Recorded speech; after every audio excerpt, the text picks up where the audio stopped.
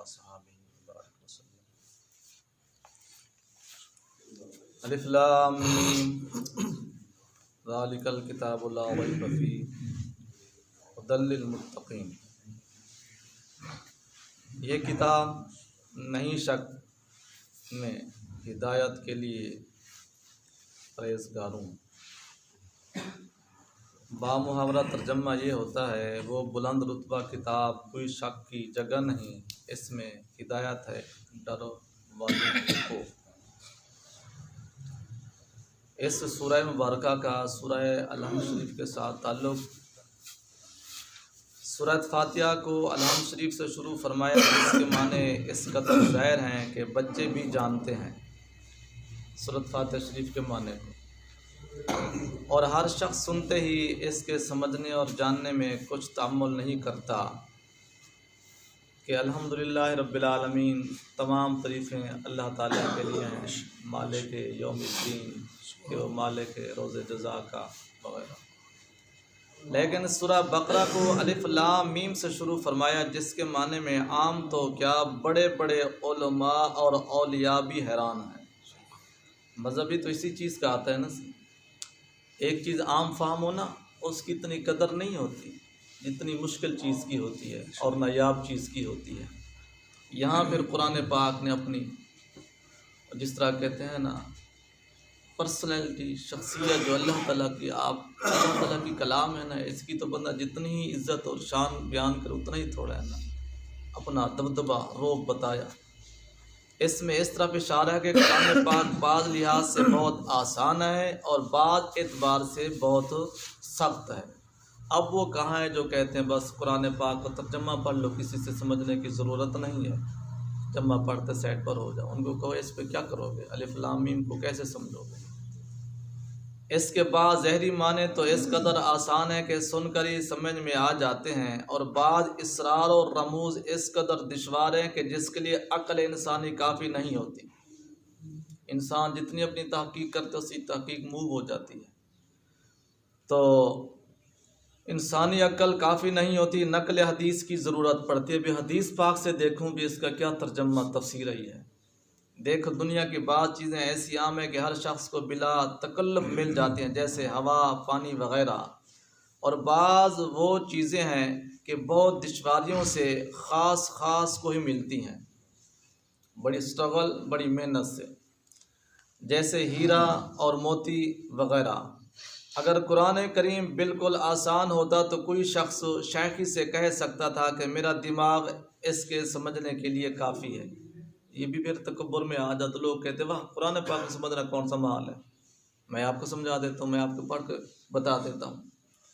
ضرورت تھی کہ کچھ راز کی باتیں اس میں ایسی بھی ہوں کہ جن کو سنتے ہی بڑے سے بڑا عالم اپنے عجز کا اقرار کرتے ہوئے پکار کر یہ کہے کہ سبحانک لا علم لنا، مولا تو پاک ہے، ہم نہیں جانتے۔ سبحانک لا علم لنا، اس بارے مجھے علم نہیں ہے۔ سورۃ البقرہ آیت نمبر 32 کہ اے پروردگار ہمیں خبر نہیں، اپنے راز تو ہی جانتا ہے۔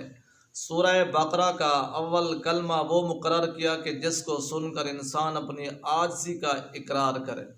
آج کل چھوٹے چھوٹے بچوں کو والدین نے سورۃ الفاتحہ یاد کروا کے کلپ چڑھا دیا، اس کے ترجمے کا مطلب سمجھتے بھی آسان ہے، دیکھو میرے اتنے سارے بچے نے یاد کر کے اس کو یاد بھی کر دیا، اس کا ترجمہ بھی یاد کر دیا۔ قرآن پاک ایک اتنی شخصیت ہے، قرآن پاک ایک اپنا وزن ہے، معیار ہے، روب ہے جو انسان کی سوچ سے بھی بڑھ کر ہے۔ تفسیر سے پہلے ہم اس کے کچھ فائدے پڑھ لیتے ہیں۔ سورۃ بقرہ کے بے شمار فائدے ہیں، جن میں سے کچھ فائدے ہم تفسیر عزیز اور تفسیر فضائل اور عرفان سے نقل کرتے ہیں۔ جس گھر میں سورۃ بقرہ پڑھی جائے اس گھر میں 3 روز تک شرکت شیطان داخل نہیں ہو سکتا۔ سبحان اللہ، سبحان اللہ۔ لیکن آج بندہ پڑھوا لے، کل بھی نہ پڑھوائے، پرسوں بھی نہ پڑھوائے، 3 دن ہو گئے نا، پھر ترسوں والے دن شروع کروا دے اس طرح۔ دوسرا سوال یہ ہے کہ بھلا خود پڑھے یا 2-3 مل کر پڑھیں، اچھے پڑھنے والے ہوں، کھانے والے نہ ہوں تو 2 بندے 3 بندے مل کر پڑھ سکتے ہیں۔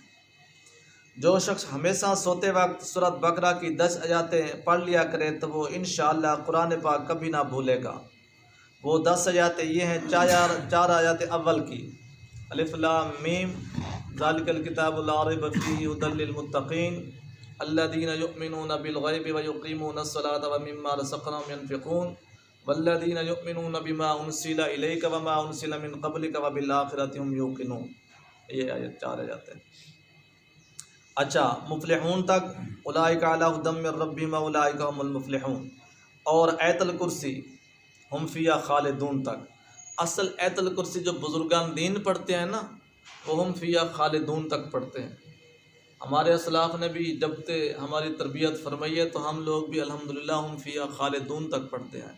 اکثر لوگ بلکہ 99% لوگ تو ہم وہو العلی العظیم تک پڑھتے ہیں نا. ولا یعودہ حفظہما وہو العلی العظیم. اسلاف جو ہیں نیک صالح پرہیزگار متقی ولی کامل لوگ بھی اس کے آگے ساتھ والی 2 آیاتیں ہیں نا وہو العلی العظیم لا اکراہ فی الدین قد تبین الرشد من الغی فمن یکفر بالطاغوت ویؤمن باللہ فقد استمسک بالعروۃ الوثقی لا انفصام لها واللہ سمیع علیم. اللہ ولی الذین آمنوا یخرجهم من الظلمات الی النور والذین کفروا اولیاءهم الطاغوت یخرجونهم من النور الی الظلمات اولئک اصحاب النار هم فیہا خالدون. یہ کاملین کا وظیفہ ہے، خاص الخاص لوگوں کا، وہ خالدون تک پڑھتے ہیں. ہم سب آیات راز کی ہیں، جا پوشیدہ ہیں، جا بریک ہیں، اللہ اس کے رسول پاک صلی اللہ علیہ وسلم کی رضا کے لیے اوپن کیے جا رہے ہیں. آگے عمل کی توفیق ہر کسی کو خداوند قدوس عطا فرمائے. اور آیات الکرسی اور 2 آیات آیت الکرسی کے بعد کی اور 3 آیات آخری صورت کی کون سی برا للہ ما فی السماوات و ما فی الارض انت مولانا فانصرنا علی القوم الکافرین. جس کسی کے بچے کو چیچک نکلے اور وہ 2.5 پاؤ چاول پکائے اور اس میں بقدر ضرورت دہی اور کھنڈ ڈالے اور کسی فقیر کو بلا کر اس سے کہے کہ تو ان چاولوں کو اس طرح آہستہ آہستہ کہا کہ میرا پڑھنا اور تیرا کھانا ایک ساتھ ختم. ٹھیک ہے نا جناب، میرا پڑھنا تیرا کھانا ایک ساتھ ختم ہو. وہ فقیر اس بچے کے سامنے کھانا شروع کرے اور وہ شخص اس بچے کے سامنے سورۃ بقرہ شروع کرے، آہستگی سے عمدہ طریقے سے سورۃ بقرہ پڑھے، ادھر یہ سورت ختم کرے، ادھر وہ چاول ختم کرے، آرام آرام سے کھائے. چیچک اس کو اللہ تعالیٰ کے فضل و کرم سے قرآن پاک کی برکت سے ختم ہو جائے گا. انشاءاللہ چیچک کو آرام ہوگا اور اس سال میں اس کے گھر میں چیچک سے امن رہے گا، مگر شرط یہ ہے کہ یہ عمل صبح کے وقت کیا جائے اور عمل کرنے والا اور بیمار بچہ دونوں نہار منہ ہوں. عمل کرنے والا بھی اور بچہ بھی. تے وقت کون سا ہو؟ صبح کا.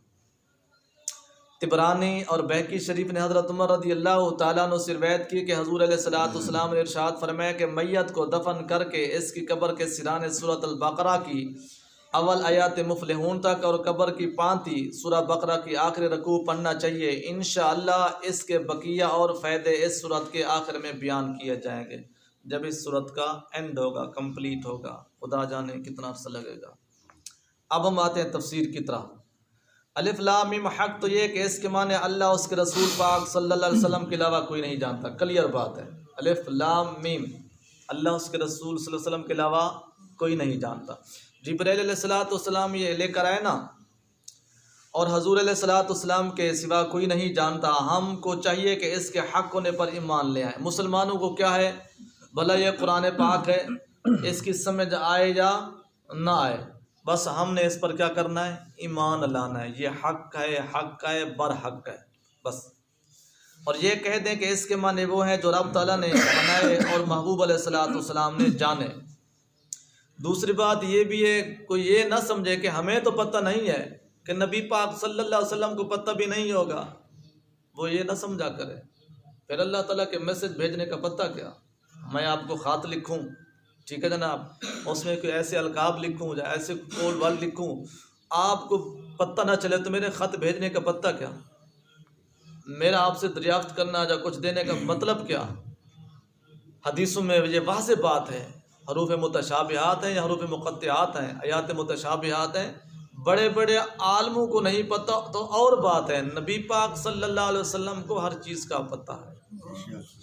تفسیر البیان شریف میں اس جگہ فرمایا کہ یہ الف لام میم ان کلاموں میں سے ہے جن کے معنی کی خبر جبرائیل علیہ الصلوۃ والسلام کو بھی نہیں ہوتی تھی. اللہ اللہ. حالانکہ جبرائیل علیہ الصلوۃ والسلام سارا قرآن پاک لے کر آئے ہیں، جبرائیل علیہ السلام کو پتہ بھی نہیں ہوتا تھا اس کا ترجمہ کیا ہے. ڈاک خانے کے ذریعے حکام کے پاس کچھ شہی تاروں میں ایسے حروف آتے ہیں کہ جن کو خود تار کا لینے والا پوسٹ ماسٹر اور لانے والا تار بابو بھی نہیں سمجھتا۔ یہ ڈاکے تو بڑی دور کی بات ہے، جہاں جو ہماری خصوصی اپنا مخصوص میٹنگ ہوتی ہے وفاقی وزراء کی یا سینٹ کی یا اس طرح کے آرمی چیف کمانڈ وغیرہ کی کرنل، جب اس طرح کے ان لوگوں کی اپنا میٹنگ ہوتی ہے تو وہاں عام کا داخلہ کیا بلکہ میڈیا پر دکھاتے بھی نہیں ہیں، اخباروں میں وہ دیتے بھی نہیں ہیں کہ کیا ہوا تھا، بس مین 2-3 سرخیاں دے دی، باقی جو اس میں راز نیاز ہوئے، جو اس میں کول والوں نے طے کیے وہ کسی کو پتہ نہیں ہے۔ اس لیے تو حضرت میاں محمد رحمۃ اللہ تعالیٰ فرماتے ہیں نا، خاصاں دی گل عام آگے نہیں مناسب کرنے۔ لیکن جس حاکم کے پاس وہ تار آتا ہے وہ اسے خوب سمجھتا ہے، جس کے پاس تار آیا ہے وہ اسے خوب سمجھ رہا ہے کہ مجھے وہ کیا کہہ رہا ہے۔ اس سے معلوم ہوا کہ رب تعالیٰ نے سب کچھ بتا کر حضور علیہ الصلوۃ والسلام کو بھیجا۔ یہی تو ہم سب کا ایمان اور عقیدہ ہے نا۔ لوگ کہتے ہیں، کیونکہ بعض ایسے بھی کمزور دماغ کے لوگ ہیں، وہ کہتے ہیں جبرائیل علیہ الصلوۃ والسلام نبی پاک صلی اللہ علیہ وسلم کے استاد محترم ہیں۔ اگر یہی بات ہے پھر استاد کو تو ہر چیز آنی چاہیے نا صحیح۔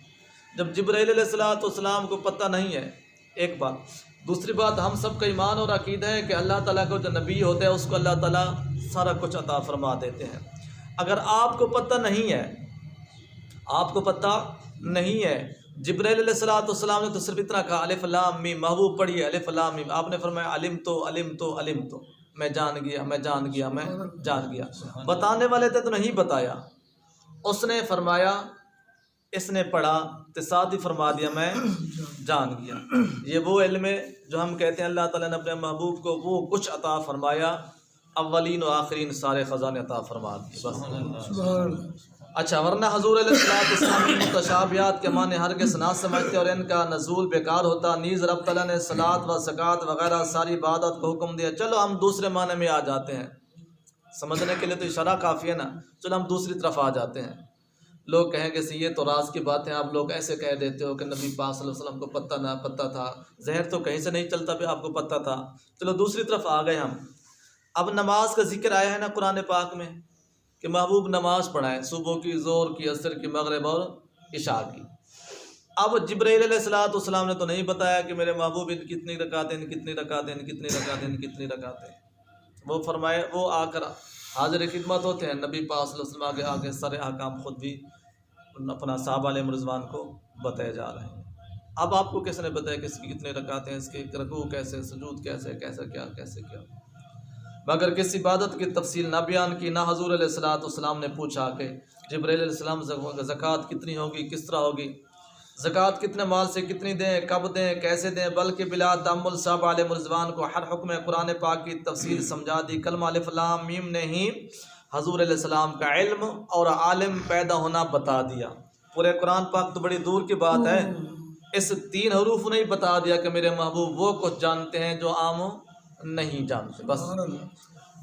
چنانچہ روایت سے ثابت ہے کہ جب کاف ہا یا عین صاد نازل ہوئی تو حضرت جبرائیل علیہ السلام نے جب عرض کی کہ کاف، تو حضور علیہ الصلوۃ والسلام نے فرمایا میں نے جان لیا، کاف سے مراد کیا ہے۔ پھر عرض کیا ہا، فرمایا میں نے جان لیا۔ پھر عرض کیا یا، فرمایا میں نے جان لیا۔ پھر عرض کیا عین، فرمایا میں نے جان لیا۔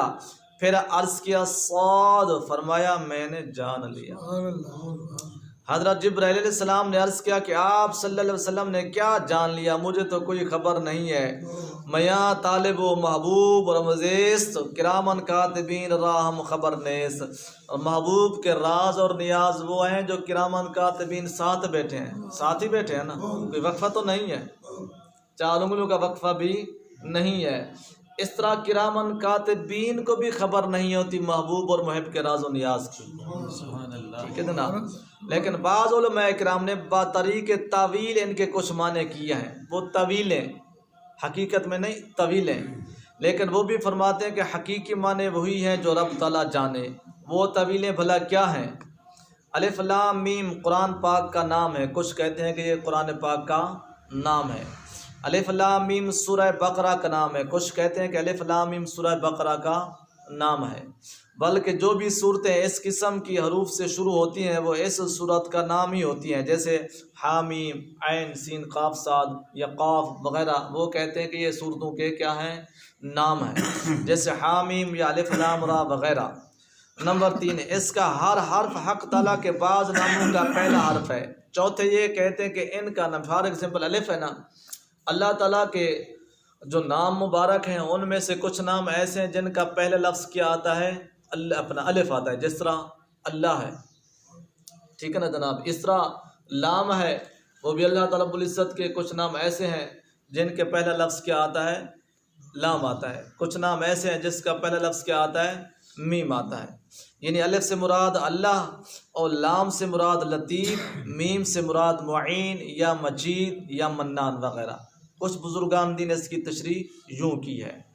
اچھا، نمبر 4، الف سے مراد انا یعنی میں، لام سے مراد اللہ، میم سے مراد عالم یعنی میں جانتا ہوں۔ الف سے مراد انا یعنی میں، لام سے مراد اللہ، میم سے مراد عالم یعنی میں جانتا ہوں۔ کچھ بزرگوں نے یہ تشریح کی ہے۔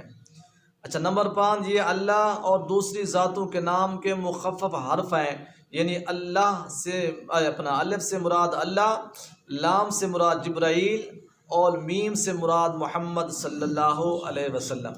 کچھ نے یہ بھی تفسیر فرمائی ہے۔